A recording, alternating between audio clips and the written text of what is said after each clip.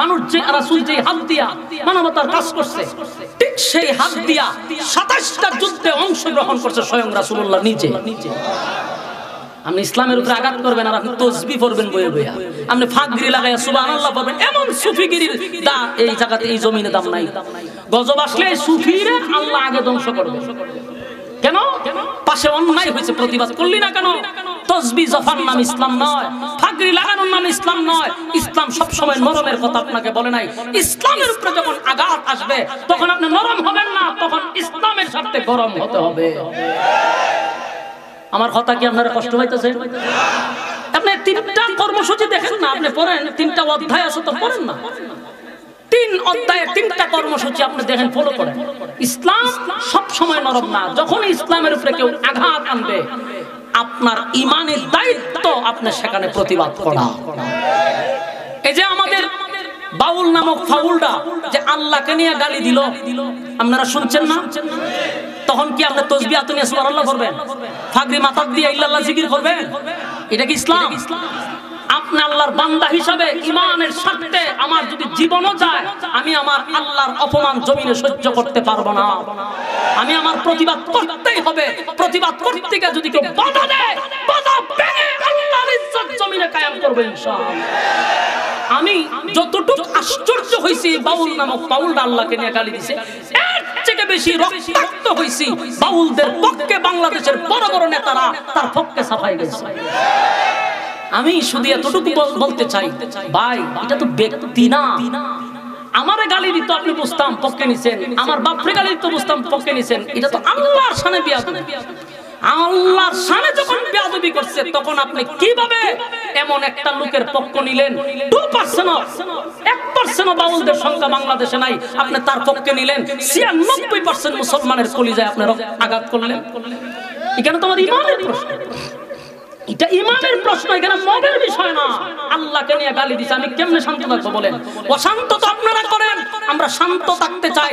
আপনি আমার নবী নিয়ে কথা বলবেন, আল্লাহ নিয়ে কথা বলবেন, আবার আমরা যখন উত্তেজিত হই এটা মব, এটা মব। আপনি আমার আল্লাহ নিয়ে গালি দিবেন, নবী নিয়ে কথা বলবেন, কোরআন পড়বেন, আর আমি ইমানদার হিসেবে বলবো সুবহানাল্লাহ জপ। এটার নাম তো ইমান না?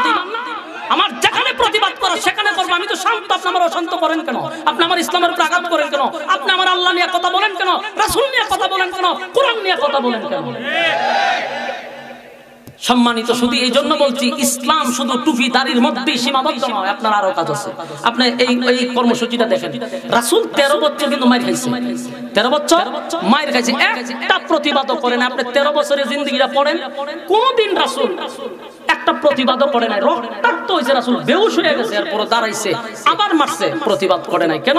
আল্লাহ বলছেন এখন প্রতিবাদের সময় না। এখন আপনি মার খাইতে দেখেন, অসুবিধা নাই। কিন্তু মদিনার ইতিহাস করেন 10 বছর, 10 বছরে যতটা যুদ্ধ হইছে মদিনায়, কোন একটা যুদ্ধেও বেঈমানরা বিজয় লাভ করতে পারে নাই। এখন দেখেন আল্লাহর রাসূলকে আল্লাহ কিভাবে সান্ত্বনা দিয়েছে, কইছে আপনি যে কাঁদতেছেন কাঁদেন না, আমি অর্ডার দিয়েছি, যা কিছু আছে তা নিয়ে আলামেন, আর আমি আল্লাহ আপনাকে সাহায্য করব, প্রয়োজনে আসমান থেকে মালাইকা পাঠাবো। সুবহানাল্লাহ। আল্লাহ যখন বলে আপনার সাথে আছি, রাসূলের আর কোনো চিন্তা আছে? রাসূল খুশি, আমার মালিক আমার পক্ষে আছে। সাহাবায়ে কেরামদেরকে দাঁড় করাইছে। আপনারা জানেন বদরের যুদ্ধে মাত্র 313 জন ছিল, 313 জন। আপনারা শুনছেন 313 জন, কিন্তু এটা শুনেন নাই 313টা তরবারি ছিল না। 313টা তরবারি ছিল না, 313টা তরবারি ছিল না, বরং তরবারির বদলা অনেক সময় খেজুরের ডাল ছিল।